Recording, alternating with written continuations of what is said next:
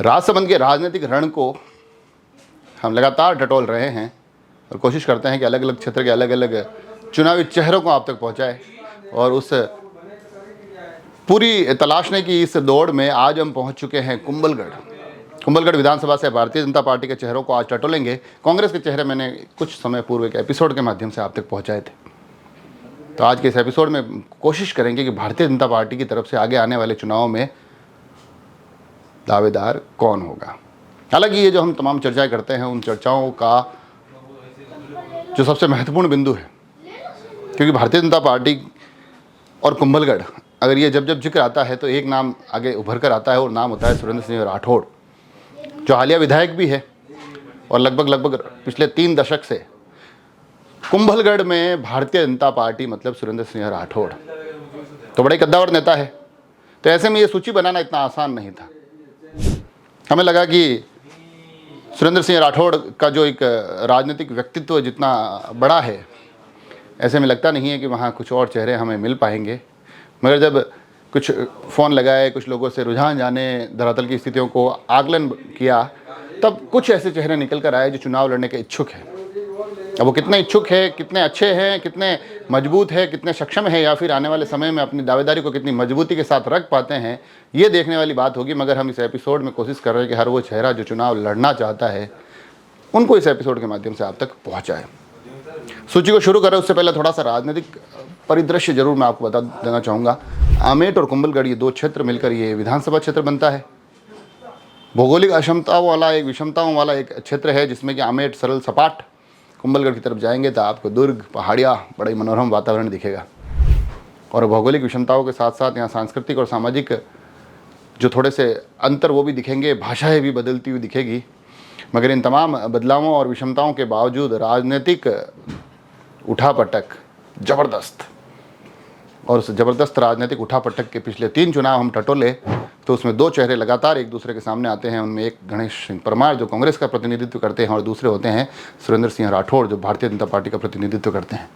2008 से इनके आमने सामने की लड़ाई चल रही है, जिसमें 2008 में गणेश सिंह परमार अपना पहला चुनाव लड़ रहे थे। सुरेंद्र सिंह राठौड़ उस वक्त 2003 से 8 तक मंत्री रह चुके थे और अपना चुनाव एक नए नेता के सामने लड़ रहे थे और वो बाजी गणेश सिंह परमार जीतते हैं। उसके बाद आता है 2013, सुरेंद्र सिंह पुनः अपनी उस हार का बदला चुकाते हैं, उसके मूल को पूरा चुका देते हैं और 2018 आते आते उसके ब्याज को भी चुकाते हैं। लगातार 2 बार सुरेंद्र सिंह वहाँ से जीत चुके हैं। जीतकर अभी हाल ही में विधानसभा में भारतीय जनता पार्टी के प्रतिनिधि के तौर पर इस क्षेत्र का प्रतिनिधित्व कर रहे हैं। मगर 2023 दिसंबर के चुनाव में क्या भारतीय जनता पार्टी उन्हीं पर दाव खेलेगी या कुछ नए चेहरे भी इस दौड़ और होड़ में शामिल होने जा रहे हैं? तो सूची की शुरुआत यकीनन सुरेंद्र सिंह राठौड़ के नाम से होती है। जैसा कि मैंने पहले भी बताया कि इस क्षेत्र का सबसे कद्दावर नेता, 3 दशक का राजनीतिक अनुभव, इसी से आप अंदाज़ा लगा लीजिए कि इस क्षेत्र में ये नाम कितना बड़ा है। तो इस बार भी बड़े प्रबल दावेदार के रूप में है, बातों में बेजोड़ है, जब मंच से बोलते हैं तो लोगों को मंत्रमुग्ध कर लेते हैं। क्षेत्र की भी बड़ी अच्छी परख है। सुरेंद्र सिंह जी के बारे में जो एक चीज़ का मैं आकलन करता हूँ तो उनका मोटा मोटी अंदाज़ा रहता है कि मेरे क्षेत्र में मेरी चलनी चाहिए, बाहर के क्षेत्र में क्या हो रहा है मैं उसमें टांग नहीं अड़ाऊँगा। तो इस राजनीतिक परिपाटी के साथ वो अपने क्षेत्र को संभालते हैं। और क्योंकि इतना लंबा उनको अनुभव है, तो ऐसे में अगली बार चेहरा सुरेंद्र सिंह की बजाय कोई दूसरा आ जाए, इसके आसार इतने आसान भी नहीं हैं। मगर लोग वहाँ चर्चाएं करते हैं कि जो ऊपर के समीकरण हैं, जहाँ से टिकट तय होते हैं, वहाँ के तालमेल देखने पड़ते हैं, धरातल की स्थितियों को भांपना पड़ता है। और इस बार हो सकता है कि भारतीय जनता पार्टी कुछ अप्रत्याशित कदम ले। हालांकि ये तमाम चीज़ें किंतु परंतु के आसपास चलती है, मगर इसमें कोई दोहराय नहीं है कि आज भी भारतीय जनता पार्टी का सबसे प्रबल, सबसे मजबूत चेहरा अगर कुंभलगढ़ विधानसभा क्षेत्र में कोई है तो सुरेंद्र सिंह राठौड़ है। तो उनके राजनीतिक जो तमाम सफ़र हैं उसकी तमाम बातें आपको पता है। उनके व्यक्तित्व से आप में से अधिकांश लोग बड़े ही जान पहचान वाले होंगे, परिचित होंगे। तो मैं चाहता हूं कि इस सूची में अब हम थोड़ा आगे बढ़ते हैं। और आगे के नाम टटोलने इतना आसान नहीं थे, मगर नाम हैं और अच्छे खासे हैं। और उन नामों में कुछ नाम ऐसे भी हैं जो धरातल पर सक्रिय हैं, कुछ नाम ऐसे भी हैं जो अभी खामोश हैं, मगर उनको लग रहा है कि नहीं नहीं, मैं ऊपर से कहीं से न कहीं से जुगाड़ बिठा के अपना मामला सेट कर ही लूँगा। और कुछ नाम ऐसे भी है जो इन तमाम उठापटक के बीच में अपने अवसर का इंतज़ार कर रहे हैं। उनको लग रहा है कि जब सब लड़ेंगे तो कहीं ना कहीं हमारा नंबर भी आ सकता है। तो सूची को शुरू करते हैं, और सूची की शुरुआत में जो सबसे पहला नाम होता है सुरेंद्र सिंह राठौड़ के बाद, वो होता है नीरज सिंह राणावत। हालांकि ये नाम इन दिनों में आप तमाम लोगों तक पहुंच गया होगा, आप सभी लोगों तक ये नाम पहुंचा होगा, क्योंकि क्षेत्र में लगातार सक्रिय, अलग अलग कार्यक्रम के माध्यम से, अलग अलग अपनी योजनाओं के माध्यम से वो क्षेत्र के लोगों के बीच में लगातार सक्रिय है, लगातार लोगों के बीच में जाते हैं। और मैं मानता हूं कि जब भी कोई नया खिलाड़ी इस राजनीतिक मैदान में आता है तो उसकी जो सबसे पहली प्राथमिकता होनी चाहिए वो ये होनी चाहिए कि उसका नाम लोगों तक पहुंचे। इसमें मेरा मानना है कि नीरज सिंह राणावत काफ़ी हद तक सफल रहे हैं, चाहे उनकी अलग अलग योजना हो, जिसमें कि वो ट्यूबवेल से जुड़ी हुई योजना हो, चाहे फिर उन जो अलग अलग समाज की कन्याओं को जो मदद देने की योजना हो, चाहे खेल की प्रतियोगिताएं हो, या फिर जो एक पानी के टैंकर की अभी योजनाएं चल रही है। इन सभी योजनाओं के माध्यम से, इन अलग अलग योजनाओं के माध्यम से जो विद्यालयों में वार्षिक उत्सव के समय की सहायताएं हो, अलग अलग खेल मैदानों में हो रही प्रतियोगिताओं में उनकी सहायताएं हो, तो ये सभी चीज़ें जो है, ये सभी चीज़ें इतना करने में तो बिल्कुल कामयाब रही है कि अब नीरज सिंह राणावत को उस क्षेत्र में लोग जानने लगे हैं। थोड़ी कुछ समस्याएं भी हैं। समस्या ये है कि लगातार अपने क्षेत्र में आते नहीं हैं, क्योंकि इस क्षेत्र से नहीं है तो स्थानीय बाहरी का एक मुद्दा चलता है, बाहर से आते हैं। अमूमन कोशिश ये करते हैं कि यहाँ के जो मुख्य कार्यक्रम है उनका हिस्सा बन सके। अभी हनुमान जन्मोत्सव के कार्यक्रम मिले थे, अभी अम्बेडकर जयंती पर भी वो उस केलवाड़ा क्षेत्र में थे, तो कोशिश ज़रूर करते हैं। मगर आगे आने वाले समय में ये देखना होगा कि क्या ये उनकी आने जाने की तमाम प्रक्रिया चालू रहती है, या फिर यहाँ स्थायी रूप से अपना बसेरा बनाने की कोशिश करते हैं और लोगों को ये विश्वास दिलाने की कोशिश करते हैं कि जी मैं भी स्थानीय हूँ, मैं यहीं रहूँगा आप लोगों के बीच। तो ये देखने वाली बात होगी। और क्योंकि जयपुर से नाता है, तो जयपुर अमूमन जयपुर और दिल्ली बताया जाता है कि टिकट जो तय करने में बड़ी महत्वपूर्ण भूमिका निभाती है, तो वो भी एक पहलू है। तो ये जो नाम है वो नाम एक ऐसा नाम निकल कर आया है जो धरातल पर भी सक्रिय है और लगातार सक्रिय है, लोगों के बीच में है, लोगों तक ये नाम पहुंच रहा है। स्थानीय बाहरी वाला मैंने मुद्दा बता ही दिया, उसको अब किस हद तक ये नियंत्रित कर पाते हैं। अभी चुनाव में तकरीबन 8 महीने बाकी है, और ये सारे चेहरे मैं आप तक पहुंचा रहा हूँ। उन तमाम चेहरों के बीच में आप ये अपने जहन में रखिएगा कि उन सभी को एक पहाड़ से टकराना है, सुरेंद्र सिंह राठौड़ से टकराना है।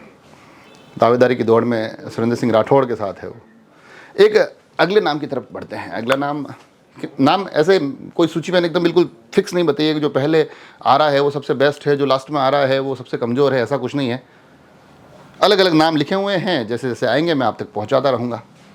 और अगला नाम होता है नाथू जी गुर्जर, क्षेत्र के बड़े पुराने नेता, बड़ा लंबा राजनीतिक अनुभव, और गुर्जर वोट इस क्षेत्र में काफ़ी है। तो अपने जातीय समीकरणों के आधार पर भी अगले चुनाव में अपनी दावेदारी करने की कोशिश। मैंने इनसे जब बात की, मैंने कहा नाथू जी क्या मन है, क्या विचार है? उन्होंने कहा विचार अच्छा है, कोशिश तो करेंगे। और राजनीतिक अनुभव, जैसा मैंने बताया कि राजनीतिक अनुभव लंबा चौड़ा है। वो बार पंचायत समिति सदस्य रह चुके हैं, जिला परिषद सदस्य रह चुके हैं, मंडल अध्यक्ष बताया जा रहा है 10 साल तक रहे, जिला उपाध्यक्ष रहे, और अलग अलग पदों पर लंबे समय तक रहे हैं। तो आप इससे अंदाज़ा लगा सकते हैं कि राजनीतिक अनुभव कितना है इनके पास। क्षेत्र की राजनीतिक नब्ज को बड़ी बारीकी से पहचानते हैं, लगातार चुनावों में सक्रिय रहे हैं। तो आप इससे अंदाज़ा लगाइए कि कितने राजनीतिक रूप से माहिर खिलाड़ी हैं। तो नाथू जी ने कहा है कि इस बार कोशिश करेंगे, और देखने वाली बात होगी कि नाथू जी की ये कोशिश कितनी कामयाब होती है। अब चलते हैं सूची के अगले चेहरे की तरफ। अगला चेहरा, हालांकि अमूमन नेताजी जब कोई बनते हैं, नेता मैदान में आते हैं तो अपने पोस्टर लगवाते हैं, बैनर लगवाते हैं, स्वागत, अभिनंदन, हार्दिक बहुत बहुत बधाई के तमाम बातें मैदान में दिखाई देती है। मगर अगला नाम ऐसा कुछ करता नहीं है। अगला नाम धरातल पर भी कम दिखता है, मगर अगला नाम चुनाव लड़ना चाहता है, और वो चुनाव के ताने बाने बिल्कुल बुनने की कोशिश करते हैं। और कोशिश ये भी करते हैं कि किसी तरह से इन तानों बानों के माध्यम से आगे मेरी सेटिंग हो जाए, फिर यहाँ का मैं देख लूँगा, नाम होता है राजेंद्र कुमार मेवाड़ा। राजसमंद के बड़े व्यवसायी हैं, पिछली बार भी चुनाव लड़ने के इच्छुक थे। सुरेंद्र सिंह जी के साथ इनके संबंध खट्टे मिट्ठे बताए जाते हैं। तो कई बार तो ये भी कहने को आता है कि ये चुनाव लड़ना ही इसलिए चाहते हैं क्योंकि इनके संबंध खट्टे मीठे हैं। तो इन खट्टे मीठे संबंधों के बाद ये चुनाव लड़ने के इच्छुक तो हैं, मगर मैंने कहा ना, पहाड़ से टकराना है। तो ऐसी स्थिति में अपने इन दावेदारी के तमाम दौर को वो कितना मजबूत कर पाते हैं, ये देखने वाली बात होगी, या फिर वो पर्दे के पीछे के खिलाड़ी के तौर पे अपनी भूमिका निभाते हैं, वहीं से कुछ अपनी व्यू रचनाएं रचते हैं और वहीं से कुछ कमाल करने की कोशिश करते हैं। ये देखने वाली बात होगी। ये थे राजेंद्र कुमार मेवाड़ा और एक इन्हीं के परिचित, इन्हीं के भाई, इन्हीं के परिवार के सदस्य। और मज़े की बात देखिए आप, जब मैंने कांग्रेस की जो सूची बताई थी उसमें कैलाश मेवाड़ा एक दावेदार थे, वो राजेंद्र जी के भाई है। तो दोनों भाई बड़े राजनीतिक रूप से इस बात में भी माहिर है कि एक बीजेपी में एक कांग्रेस में, सरकार चाहे किसी भी आए, राज इनका रहना ही रहना है। तो एक नाम और आता है, वो आता है प्रवीण मेवाड़ा। ये भी इसी परिवार से आते हैं। सरदारगढ़ के अभी हालिया सरपंच है, पूर्व में युवा मोर्चा से जुड़े रहे हैं और इन दिनों लगातार सक्रिय हैं, पंचायत समिति सदस्य भी रहे हैं। और इनसे भी सुरेंद्र सिंह जी के साथ जो संबंधों का जब जब जिक्र आता है तो वो भी वो खट्टे मीठे, उसमें थोड़ा और खटास और भी थोड़ी हल्की सी मेरे हिसाब से थोड़ा बढ़ जाती है, मगर इसके आसपास बताई जाती है। और कुछ लोग तो ऐसे ही कहते हैं कि ये चुनाव लड़ भी इसलिए रहे क्योंकि इनके लक्ष्य कुछ और है। तो अब ये लक्ष्य क्या है, ये भली भांति सभी लोग परिचित हैं, मगर उन लक्ष्यों की तलाश में इस बार यकीनन इस चुनावी कवायद में डटे हुए हैं। सरपंच हैं, व्यावसायिक रूप से बड़े स्थापित परिवार से आते हैं, अपने उस क्षेत्र में अपना एक प्रभाव भी रखते हैं, मगर उस सीमित प्रभाव को और भी बढ़ाकर आमेर से 4 भुजा और उसको कुंभलगढ़ के उन पहाड़ियों तक पहुंचाना इतना आसान काम है नहीं। और आसान इस चुनाव की दौड़ में अपनी दावेदारी को इतना मजबूत कर देना कि पार्टी आप पर भरोसा कर ले, वो भी नहीं है। पर तमाम राजनीतिक लोग इन मुश्किलों को आसान बनाने की लगातार कोशिश करते हैं, ये भी कर रहे हैं। अब देखने वाली बात होगी कि चुनाव आते आते प्रवीण मेवाड़ा अपने आप को कहाँ पर पाते हैं। अब चलते हैं सूची के अगले नाम की तरफ। अगला नाम हम एक संगठन से उठाते हैं। करण सिंह राव अहिडाना से आते हैं और क्षेत्र में लगातार इनका नाम लोग जानते हैं। हालांकि पार्टी में ये अलग तरीके से सक्रिय हैं, परंतु क्षेत्र में भी ये नाम परिचित नाम है, स्थानीय भी हैं और इस कोशिश में है कि पार्टी में जो हमारे ऊपर के जो सूत्र हैं, ऊपर के जो संबंध हैं, उनके आधार पर इस चुनावी समर में अपनी दावेदारी को थोड़ा दमखम के साथ दिखा सके। पूर्व में अलग अलग पदों पर रहे हैं, जिसमें युवा मोर्चा मंडल अध्यक्ष रहे हैं, जिला मंत्री रहे हैं, मंडल उपाध्यक्ष रहे हैं, कार्य समिति सदस्य रहे हैं, अलग अलग तरीके से अलग अलग समय में अलग अलग पदों पर रहे हैं। और इन पदों के साथ साथ जब जब आसपास के क्षेत्र में राजनीतिक रूप से कोई चुनाव हो रहा होता है तो उन चुनावों में भी इनकी जिम्मेदारी दी जाती है, इनको दायित्व मिलता है और उस दायित्व को निभाने की कोशिश करते हैं। हालिया विधानसभा के जो चुनाव हुए थे वल्लभनगर, वहाँ पर भी ये सक्रिय थे। मेरी भी उनसे मुलाकात हुई थी जब मैं चुनाव कवर करने गया था, और आरएसएस से भी ये जुड़े हुए हैं। तो ये सभी चीज़ों के माध्यम से करण सिंह राव ये कोशिश कर रहे हैं कि इस बार चुनावी समर में उनका भी नाम सुर्खियों में रहे, इस दौड़ में बना रहे। परंतु इन दिनों धरातल पर वो इतने दिखाई नहीं देते हैं। कई कार्यक्रम से इनकी अनुपस्थिति भी रही है।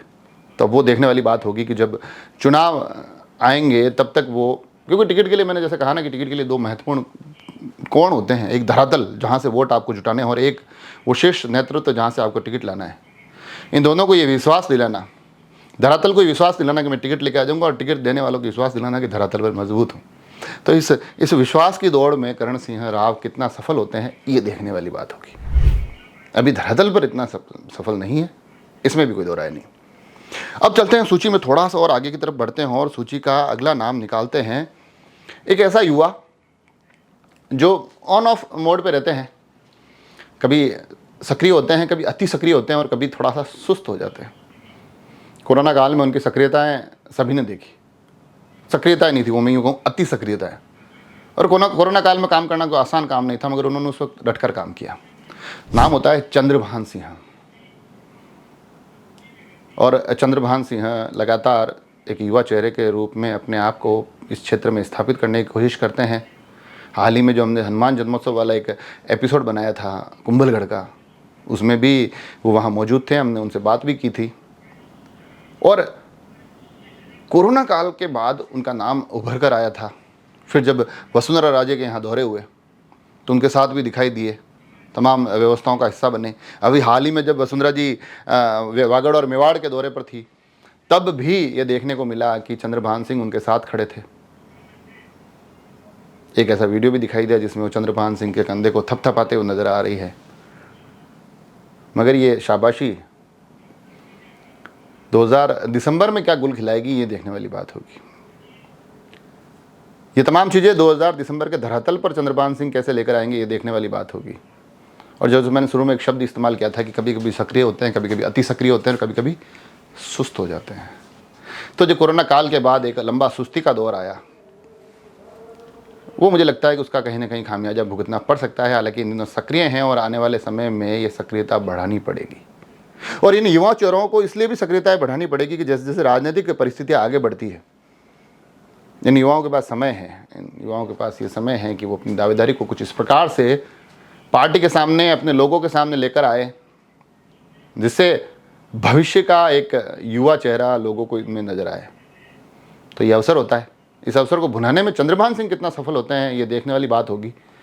युवा हैं, सक्रिय हैं, युवाओं के बीच में लोकप्रिय हैं, मगर राजनीतिक रूप से अपने इन तमाम पहलुओं को पार्टी के सामने कितना मजबूती से रख पाएंगे, ये देखने वाली बात होगी। सूची का एक अगला नाम अप्रत्याशित हो सकता है। आपको लगता है कि ये नाम, मगर है और मजबूती से है। नाम होता है भरतपाल सिंह। कुंभलगढ़ क्षेत्र की एक बड़ी होटल है महुआ बाग, उससे जुड़े हुए हैं, होटल व्यवसायी हैं और चुनाव लड़ना चाहते हैं। कुंभलगढ़ के इस राजनीतिक रण में अपना दमखम दिखाना चाहते हैं। और जब हमारे सामने ये नाम निकल कर आया, जब क्योंकि नाम टटोलते हैं, तलाशते हैं, तो एक नाम निकल कर आता है। जब हमारे सामने नाम निकल कर आया तो हमें भी आश्चर्य हुआ, क्योंकि होटल व्यवसायी हैं, अमूमन सुर्खियों से दूर रहते हैं। तो ऐसी स्थिति में चुनाव लड़ना उस क्षेत्र से, और वो भी चुनावी साल में अपनी दावेदारी करना, और मात्र 7-8 महीने पहले ये कहना कि हाँ मैं चुनाव लड़ना चाहता हूँ, ये अपने आप में हमारे लिए आश्चर्य का विषय था। तो हमने भी थोड़े से इनसे जुड़ी हुई जानकारी जुटाने की कोशिश की, क्षेत्र के लोगों से बात की, तो क्षेत्र के लोगों ने कहा बिल्कुल चुनाव तो लड़ना चाहते हैं। इनसे बात की, इन्होंने कहा हाँ इच्छा तो है, लड़ना तो चाहता हूँ। और साथ ही उनको पता था कि कहीं ना कहीं हमारे इस विश्लेषण में एक विषय निकल कर आएगा कि ग्राउंड पर इतने एक्टिव नहीं है। तो उन्होंने उन बातों में ये बात भी जोड़ दी कि ग्राउंड पर एक्टिव हो जाऊंगा और बड़े धमाकेदार तरीके से हो जाऊंगा। कहते हैं ना, राजनीति में कहते हैं ना कि अभी इशारा नहीं मिला, तो इशारों का इंतज़ार भी कई बार राजनीतिक भूमिका निभाते हैं। मगर हाँ, जो मैंने थोड़ा बहुत चीज़ों को टटोला, उन चीज़ों की तह में जाने की कोशिश की, तो भारतीय जनता पार्टी से इनका एक पुराना नाता निकल कर आया। ये पिता आरपीएससी से मेंबर रहे, साथ ही क्षत्रिय युवक संघ से इनका पुराना नाता है। और राजनीतिक रूप से, क्योंकि जयपुर से आते हैं, शेखावाटी क्षेत्र से जुड़े हुए हैं, तो राजनीतिक प्रभाव रखते हैं। वहाँ के राजनीतिक संबंध उनके अच्छे हैं, और उन संबंधों की बदौलत वो कोशिश कर रहे हैं कि कुंभलगढ़ के गढ़ में इस बार अपनी एंट्री भी करवा ही ले। हालांकि चीज़ें इतनी आसान नहीं हैं, मैं बार बार दोहरा रहा हूँ, चीज़ें इतनी आसान नहीं है। मगर इस एपिसोड में हम कोशिश कर रहे हैं कि जो भी व्यक्ति चुनाव लड़ना चाहता है, कम से कम उसका नाम तो लोगों तक पहुँचे। हमारा एपिसोड इसीलिए, इस मकसद ही यही है। और इस एपिसोड के साथ साथ हमारा कुंभलगढ़ आते आते सभी दलों के 3 विधानसभाओं का राजसमंद बाकी रहेगी। बाकी कुंभलगढ़ विधानसभा, भीम विधानसभा और नाथद्वारा विधानसभा हम पूरी कर चुके होंगे। तो कोशिश यही कर रहे हैं कि तमाम चेहरे आप तक पहुँच जाएँ। हालांकि चेहरे अभी पूरे नहीं हुए हैं। ये जो तमाम नाम मैंने आप तक पहुँचाए हैं, ये नाम वहाँ की सुर्खियों से निकल कर आए हैं। और इन्हीं सुर्खियों के बीच में एक नाम और निकल कर आता है, वो होता है नारायण सिंह सोलंकी। मेवाड़िया से आते हैं, लंबे समय से भारतीय जनता पार्टी में सक्रिय हैं। और चुनाव प्रबंधन बताया जाता है कि एक जब सुरेंद्र सिंह जी चुनाव लड़ते हैं तो कुंभलगढ़ और ये इसके आसपास का जो 4 भुजा के क्षेत्र के आसपास का जो तमाम प्रबंधन होता है, उसमें इनकी महत्वपूर्ण भूमिका रहती आई है। तो ऐसे में इस बार ये खबरें भी निकल कर आ रही है कि नारायण सिंह सोलंकी अपने लिए भी अवसर तलाश रहे हैं और अलग अलग पदों पर रहे हैं। युवा मोर्चा की टीम से जुड़कर भी रहे हैं, जिला टीम से भी जुड़कर रहे हैं, मंडल अध्यक्ष और उसके साथ साथ उप प्रधान, पूर्व उप प्रधान भी ये रह चुके हैं। तो इस तरह से अगर हम सभी चीज़ों को देखें तो एक लंबा चौड़ा राजनीतिक अनुभव संगठन में भी है और एक पद पर रहते हुए भी है। तो इस राजनीतिक अनुभव के बदौलत अब वो ये कोशिश कर रहे हैं कि आगे आने वाले चुनाव में नारायण सिंह सोलंकी भी एक दावेदार के तौर पर दिखाई दे। अब वो कितना मजबूती से दिखाई दे सकते हैं, क्योंकि तमाम ये अलग अलग चेहरे बता रहा हूँ ना, तो इसमें मैं अगर सुरेंद्र सिंह जी का नाम जिक्र ले लूँ, नीरज सिंह राणावत का जिक्र ले लूँ, उनके बाद थोड़ा बहुत चंद्रभान सिंह का जिक्र ले लो, तो ये कुछ चेहरे हैं जो धरातल पर भी लगातार एक्टिव है। नाथू जी भी नाम इसमें जोड़ सकते हैं। उनके अलावा अमूमन चेहरे धरातल पर, ग्राउंड पर इतने एक्टिव नहीं है। तो नारायण सिंह जी भी अभी थोड़े समय से ये इतना एक्टिव नहीं है, मगर बताया जा रहा है कि परिवार में कुछ पारिवारिक कार्यक्रम है और उसके बाद वो पुनः एक बार इस चुनावी समर में अपनी सक्रियता के साथ मैदान में उतरने वाले हैं। तो ये जो तमाम नाम आप तक पहुँचाए, अब पहुँचाए, एक नाम बाकी है वो पहुँचाऊँगा, मगर ये जो सारे नाम आप तक पहुँचाए हैं यहाँ से छन छन कर आए हैं और इसमें से अमूमन अधिकांश नाम ऐसे हैं जो कुछ तो खुलकर अपनी दावेदारी दिखा रहे हैं, कुछ नाम ऐसे हैं जो पर्दे के पीछे रहते हुए अपनी दावेदारी दिखा रहे हैं, कुछ नाम हो सकता है ऐसे भी आए हो जो सिर्फ हमारी सूची में आने के लिए दावेदार बने हों। उससे भी इनकार नहीं है, मगर हम कोशिश करते हैं कि जो भी नाम आए उनको शामिल करें। मगर अब इस सूची के आखिरी नाम तक पहुँचते हैं और आखिरी नाम इन सभी जो जितनी भी चीज़ें बताइए ना, उन सारी चीज़ों का एक तालमेल है, जो पर्दे के पीछे भी हैं, पर्दे के आगे भी हैं। इस कोशिश में भी है कि मेरा नाम किसी तरह से इस दौड़ में, इस होड़ में आगे बना रहे। इस कोशिश में भी है कि जब किसी भी विकल्प पर आकर चीज़ें टिकें कि आखिर विकल्प कौन, तो वो विकल्प मैं बनकर निकलूं। वो नाम होता है कुशपाल सिंह सोलंकी। झीलवाड़ा से आते हैं और झीलवाड़ा जब नाम आता है, झीलवाड़ा अपने आप में इस कुंभलगढ़ और आमेट विधानसभा क्षेत्र में एक अलग ही राजनीतिक महत्व रखता है। पूर्व जिला प्रमुख थे, बड़े सुर्खियों में उनका नाम रहा था और बड़े दुर्भाग्यपूर्ण एक दिन आया था जिसने राजसमंद से उनके जिला प्रमुख को छीन लिया था। एक एपिसोड के माध्यम से मैंने पहले आपको बताया भी था। नरेंद्र सिंह सोलंकी बड़ा ही प्रभावशाली चेहरा थे, उसी परिवार से आते हैं। कुशपाल सिंह सोलंकी युवा हैं, व्यवसायी हैं, क्षेत्र में सक्रिय हैं, यथासंभव सामाजिक सहयोग भी करते हैं, अलग अलग कार्यक्रमों में दिखाई देते हैं और पर्दे के पीछे रहकर भी अपने तमाम समीकरण साधने की कोशिश लगातार कर रहे हैं। ये नाम मैंने सूची का आखिर में जानबूझ के रखा था, क्योंकि सूची का जो आखिरी नाम चाहता था मैं, ऐसा नाम निकल कर आए जो लगातार जद्दोजहद कर रहा हो, जो लगातार अलग अलग माध्यम से ये कोशिश कर रहा हो कि इस बढ़ते समय के साथ चुनावी जैसे जैसे समर पास आया, जैसे जैसे दिसंबर पास आए, उस दिसंबर की सर्दी के उस एहसास में, उस राजनीतिक, उस सर्दी के उस मौसम में, राजनीतिक गर्माहट के उस दौर में विकल्प के तौर पर मैं आगे आ सकूं। और विकल्प बनने की पूरी तमाम कवायदें इनकी चल रही है। बताया जा रहा है कि इनमें से कई नाम ऐसे भी हैं जो आपस में एक दूसरे के बड़े अच्छे मित्र हैं। बताया जा रहा है कि अंदर खाने ऐसी बातें भी चलती है कि मैं, आप कोशिश करें एक साथ। तो कोशिशें लगातार जारी है। सूची सुरेंद्र सिंह राठौड़ से शुरू की, उनका मैंने राजनीतिक पूरा के पूरा विवरण आपके सामने ला के रख दिया और इस बात में कोई दो राय नहीं है कि दिसंबर के 2023 के चुनाव में भी कुंभलगढ़ से सबसे बड़ा चेहरा सुरेंद्र सिंह राठौड़ होने वाले हैं। मगर उनके साथ ही ये जो अलग अलग मैंने तमाम नाम दिए हैं, वो नाम भी अपने अपने स्तर पर अपनी अपनी कोशिशें कर रहे हैं। उन कोशिशों में, उन कवायदों में क्या कुछ अप्रत्याशित निकल कर आ सकता है। जैसा कि मैंने कहा, कुशपाल सिंह कहते हैं कि साहब राजनीति में चीज़ें चौंका देती है, कई बार चौंकाने वाली चीज़ें आती है और कोई आश्चर्य नहीं कि इस बार भी कुछ चौंकाने वाले आ जाए। तो हम भी कोशिश कर रहे हैं कि एक सूची बनाए। ये सूची तो शायद अपने आप में चौंकाने वाली होगी कि क्या इतने दावेदारों के नाम वहाँ से निकल कर आ सकते हैं? एक ऐसा क्षेत्र जहाँ से 3 दशक से राजनीति एक ही व्यक्ति के इर्द गिर्द घूम रही है, वहाँ से इतने नाम निकल कर आ सकते हैं। मगर हम कोशिश कर रहे हैं कि जो तमाम नाम हैं, अलग अलग नाम, अलग अलग क्षेत्र से किसी के भी मन में इच्छा हो कि मैं चुनाव लड़ना चाहता हूँ, तो उसका नाम हम जोड़ें। विकास दुबे एक नाम होता है, सरपंच है सेवंतरी के, लेकिन उनसे हमारा संपर्क नहीं हुआ। हमने कोशिश भी की थी, पहले चुनावी समर में, वो चुनावी भागदौड़ में वो बड़े सक्रिय थे। इस बार इतनी सक्रियता दिखाई नहीं दे रही है। परंतु ये सारे नाम जो मैंने आप तक पहुँचाए हैं, ये लगातार कोशिश कर रहे हैं कि किसी तरह से 2023 के परिदृश्य में इनकी पिक्चर भी हिट हो सके। अब कौन हिट होता है, कौन फ्लॉप होता है, ये देखने वाली बात होगी।